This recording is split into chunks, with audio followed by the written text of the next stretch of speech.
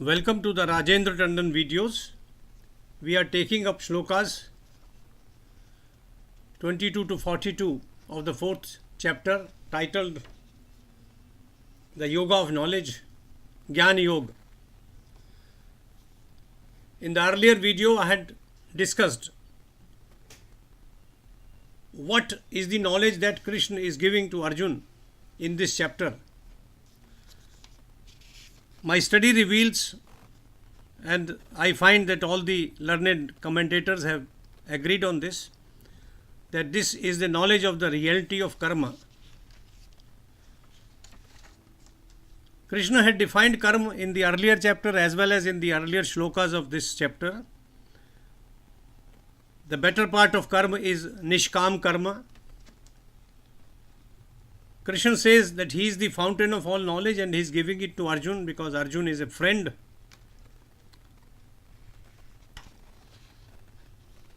And karma yoga is the real Gyan Yoga, so long as it is devoid of kama, the desire for gratification. In this part of the chapter, that is the shlokas 22 to 42, Krishna mentions some more important aspects of karma yoga, making it a part of the knowledge being imparted in chapter 4. He says karma does not bind a person who is devoid of envy and is contented. Success or failure are immaterial to him.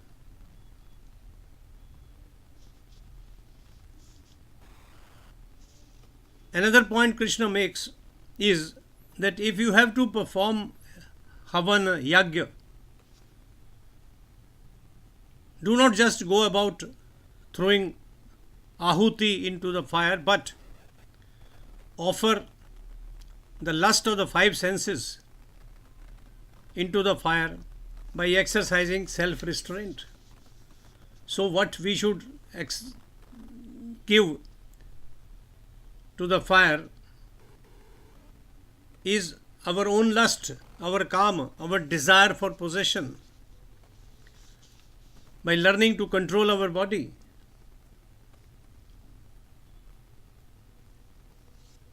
Krishna says charity, austerity, yoga practices, study of scriptures are various forms of yagya or sacrifice. So are pranayam or fasting. Each one purifies the soul. And all these involve karma, even meditation. Knowing this, that all our activities involve karma, it liberates us when we know that karma is nishkam karma, selfless action. The next issue that Krishna takes up is that Gyan or wisdom is superior to wealth. Now, these are all practical ideas. They can be put into practice by each one of us. He further says that to acquire Gyan or knowledge, you need a guru. You have to be humble. You have to ask the relevant questions. And you have to render selfless service at the Guru's feet. Guru bin Gyan nahi, that is said everywhere in all the scriptures, in all the world, in many parts of civilization. What is the advantage of real Gyan, the real knowledge? It removes our delusion, says Krishna. It makes you see a common spiritual link in everyone. That is Paramatma or God. He is the link. It leads to peace of mind. Another point which Krishna makes is nishkam karma, is renunciation of action. Once you know this, your doubts are removed. I have put this synopsis in this video, and now I shall take up some of the salient Shlokas.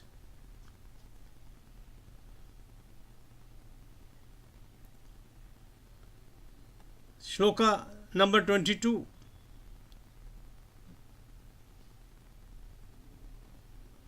When is a person not bound by the karmic reactions? When he is contented, he does not envy anybody else, and success or failure are immaterial to him. Then in 23 he says, a person should be established in knowledge. Then he is a liberated soul. What is the knowledge? Of Nishkam Karma. He should be free from attachment. Again, Nishkam. Kat Sangasya Muktasya Jnana Avasthita Chetasa Yagya Acharat Karma Samagram Praviliyate. A liberated soul who has acquired this knowledge, who is free from attachment, who does everything in the name of God and lays it at the feet of God, which means he acts rightly without hurting anybody else. He dissipates all his karma. The fruit of action do not touch him.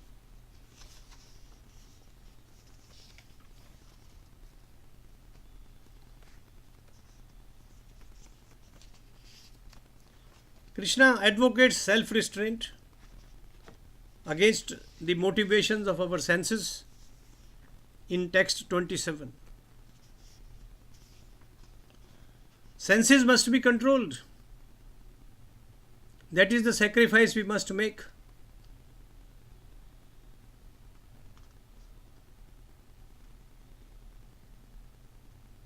This is the yoga of self-restraint. This is part of the knowledge being imparted by this particular chapter. There are different offerings, he says in 28. Different modes of sacrifices, different practices, these have been explained in 29. Breath control, inhalation into exhalation, exhalation into inhalation, control of both aspects of the breath. Some people fast, others restrain their breath. Some, by fasting, sacrifice their vital force.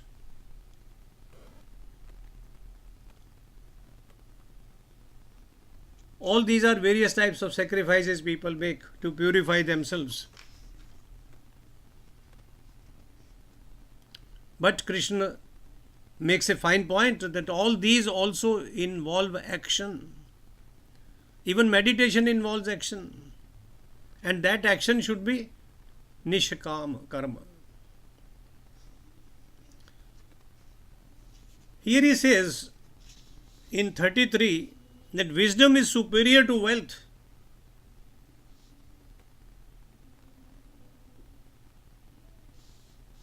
And in 34 he answers the question, how to acquire wisdom.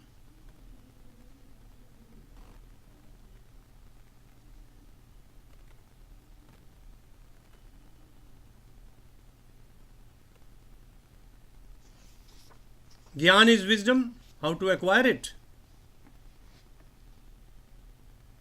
You need a wise teacher. You have to be humble in his presence. Sit at his feet. Your questions must be relevant. Aristotle also said this. The right question will get the right answer.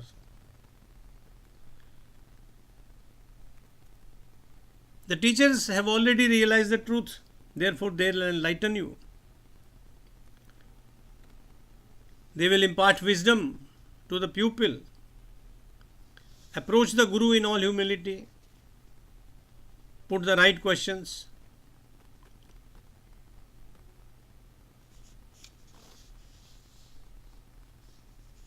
Serve the Guru.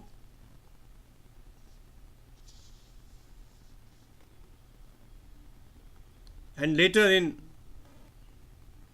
Srimad Bhagavatam, Krishna says that he himself is the Guru. He is the Acharya.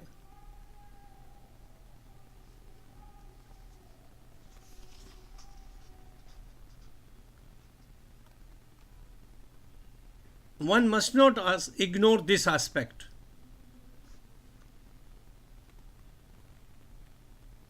God, the most potent force, if any, in the universe, is the Guru. And God can teach you only good deeds, to perform good deeds, not to hurt anybody. In 35, Krishna says, real knowledge removes delusion.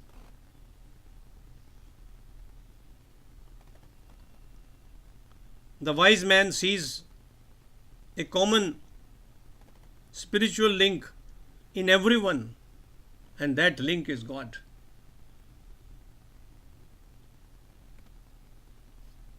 Once you understand that we are all God, we shall treat each other with kindness. We will not hurt anyone, because we will be hurting ourselves if we hurt anybody else. In life, this principle, if followed, leads to contentment, happiness, and liberation.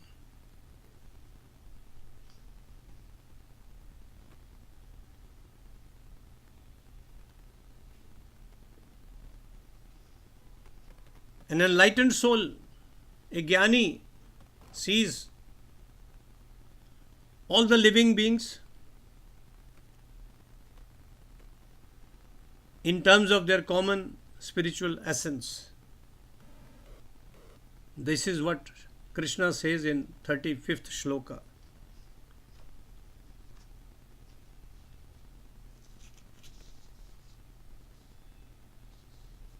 The real knowledge thus acquired, the knowledge of God permeating each one of us, abiding in each one of us, leads to removal of illusion, of Maya, of darkness from our soul. And once you understand that all souls abide in God, in Paramatma, which is the feature of Vishnu, all pervading, peace of mind comes in. Even the worst of sinners can gain. Krishna says in 36, Api chedasi papebhya sarvebhya papa kritam sarva jnana plab ve naiva vrijnam santarishyasi. You can cross over the ocean of sin by this knowledge, by the knowledge that each one of us is a manifestation of God.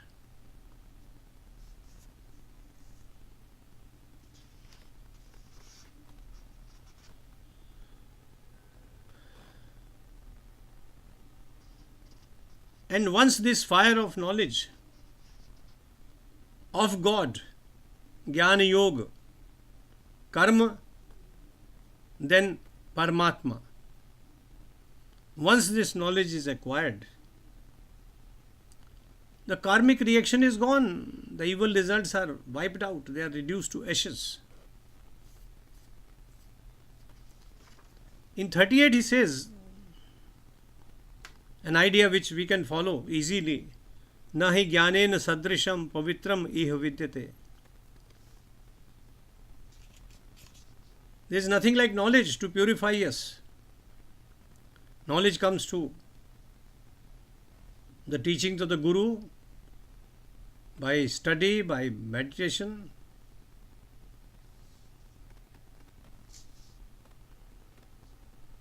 And that is the yoga of knowledge. And this transcendental knowledge leads to peace of mind.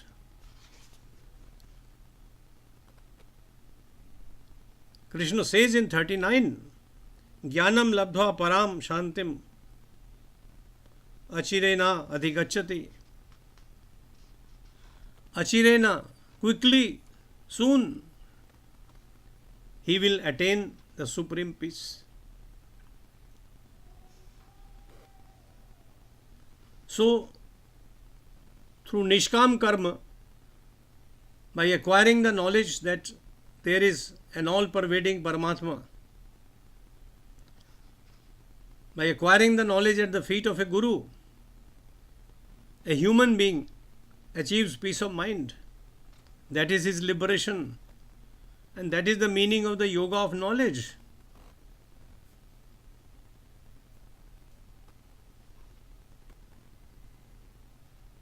Those who are ignorant of this, says Krishna in 40, they suffer. There are Gyanis.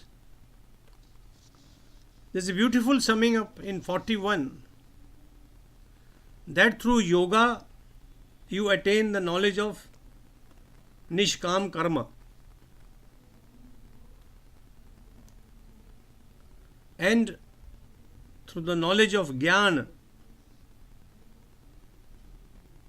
you destroy all doubt.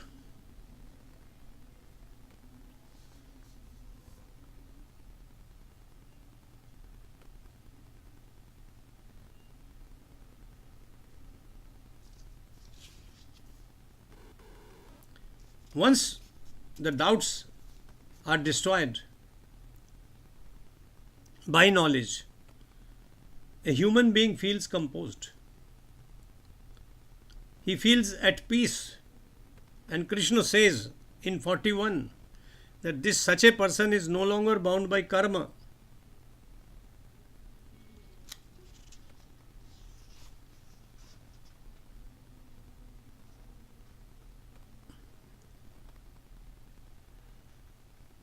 In 42, he says, cut away your doubts by using the sword of Gyan. Your doubts arise out of the ignorance that hides in your heart.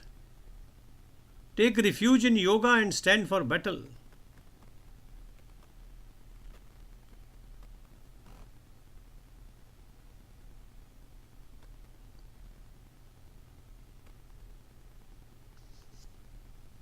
I shall sum up again, which I have done in the synopsis which I have given in this video at two places.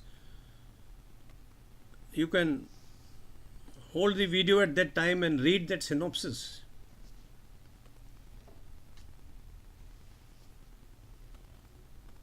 Read the synopsis given in the earlier video also of the Shlokas 1 to 21. Basically, Krishna is saying that he is the fountain of all knowledge. From time to time, he manifests to enhance dharma, to protect the virtuous and to destroy evil. Karma Yoga is Gyan Yoga so long as it is devoid of kama, the desire for gratification. Be always satisfied. Don't wait for the fruit of action.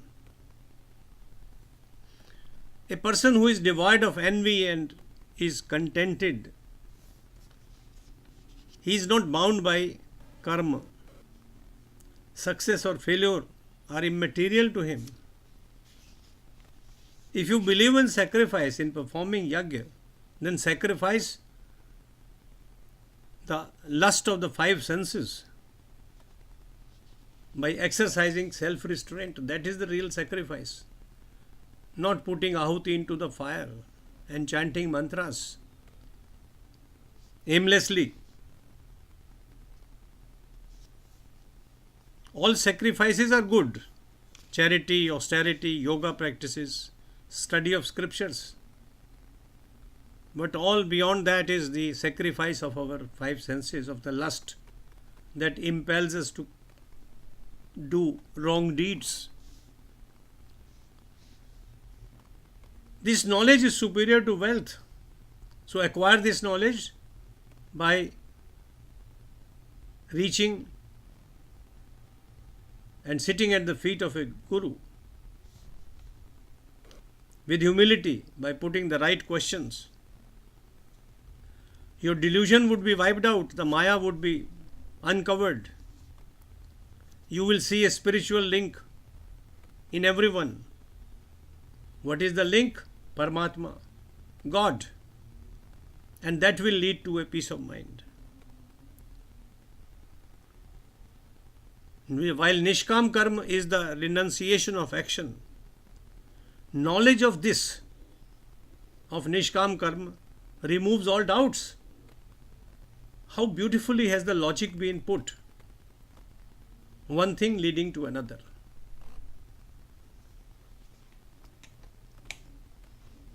Listen to this video again and again.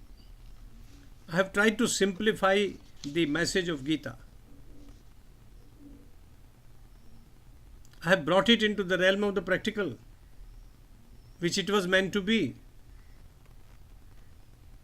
It is not a religious book. It's a book for all of us. It shows us the path of correct life. And leading on that path and living according to the prescription laid down by Krishna, we get peace of mind. We get joy. We get God. We reach Him. Thank you for listening to me. Jai Sri Krishna.